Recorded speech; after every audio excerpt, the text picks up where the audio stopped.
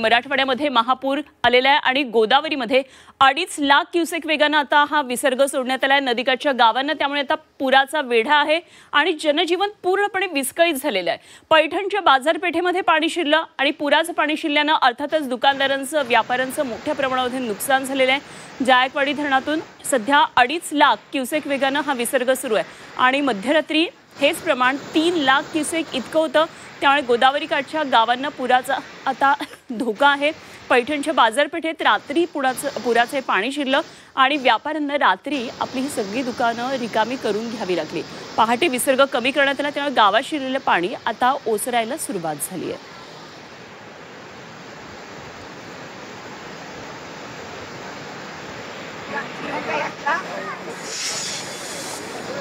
ये सरक थोड़ा सरक रे पानी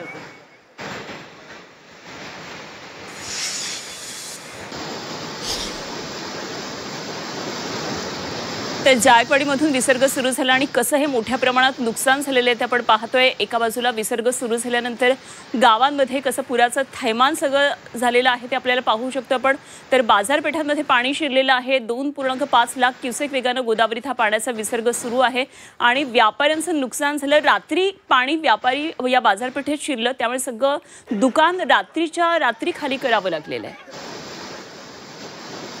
आणि या संदर्भात आणखी सविस्तर माहिती जाणून घेणार आहोत। आमचे प्रतिनिधी विशाल करोळे आपल्या बरोबर जोडले गेले। तर विशाल, पावसाचा थैमान काही थांबत नाहीये, तू जिथे थांबलायस तिथे सुद्धा जवळपास गुडघाभर पाणी आहे। किती मोठं सगळं व्यापाऱ्यांचं नुकसान झालं या दृश्यांमध्ये दिसते, काय नेमके आताचे सध्याचे तपशील काय? अनुपमा, पैठणच्या बाजारपेठेमध्ये आहे मी आणि रात्री ज्यावेळेस 3 लाख क्युसेकनं पाण्याचा विसर्ग करण्यात आला त्यानंतर मोठ्या प्रमाणात पाणी पैठण शहरामध्ये घुसायला सुरुवात करण्यात आली होती। पैठणच्या बाजारपेठेमध्ये पाणी गेलं, पैठणच्या बसस्थानकामध्ये पाणी गेलं आणि मंदिरामध्ये सुद्धा पाणी गेलेलं आहे। मात्र एक गोष्ट त्यात आता तुर्तास दिलासादायक म्हणावी लागेल आणि ती गोष्ट म्हणजे आता विसर्ग कमी करण्यात आलेला आहे। 3 लाख विसर्ग जो रात्री करण्यात आला होता तो आता 2.5 लाख क्युसेक इतका करण्यात आला आहे। त्यामुळे कुठंतरी हे पाणी ओसरायला सुरुवात होईल आपण म्हणू शकतो। मात्र बाजारपेठेत मोठ्या प्रमाणात पाणी शिरल्यामुळे बाजारपेठेचं मोठं नुकसान झालंय। खरं तर काही दुकानदारांनी रात्रीतूनच सगळं त्यांच्या दुकानातील सामान रिकामं केलं होतं, मात्र काही लोकांचं जे सामान दुकानात राहिलं होतं, ज्यांना दुकान रिकामं करण्याची संधीच मिळाली नाही, त्यांचं या सगळ्यामुळे मोठं नुकसान झालं। अनुपमा, दृश्य तुम्ही जे पाहताय इथून दूरवर म्हणजे किमान 1.5 किलोमीटरवर गोदावरी नदीचं पात्र आहे आणि तिथून इथपर्यंत पैठणच्या बाजारपेठेपर्यंत पाणी शिरलंय। म्हणजे गोदावरी किती दुथडी भरून वाहते याचा अंदाज आपल्याला येईल। आता गोदावरी नदीची पूर परिस्थिती निर्माण झाली आहे। छत्रपती संभाजीनगरला जिल्ह्याला धोका आहे, सोबतच जालना जिल्ह्याला, परभणी जिल्ह्याला आणि त्यापुढे नांदेड जिल्ह्याला सुद्धा पुराचा धोका आहे। कारण हे पुराचं पाणी नांदेडपर्यंत पोहोचायला 10 तास लागतात, मध्ये जालना आणि परभणी येतं,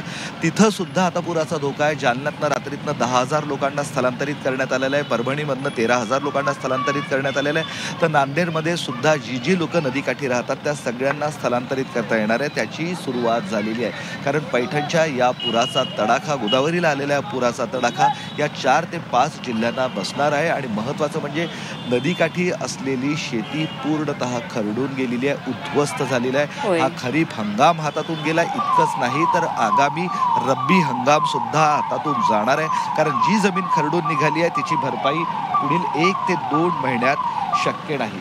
तुर्तास पूर परिस्थिती आता थोडी ओसरते, मात्र एक भीती कायम आहे आणि ती भीती म्हणजे नाशिकला गोदावरीला पूर आलेला आहे, तिकडून पाणी मोठ्या प्रमाणात इथे येईल आणि गोदावरीचं नाशिकचं पाणी छत्रपती संभाजीनगरच्या जायकवाडी धरणाच्या कॅचमेंट एरियामध्ये यायला 12 ते 14 तास लागतात।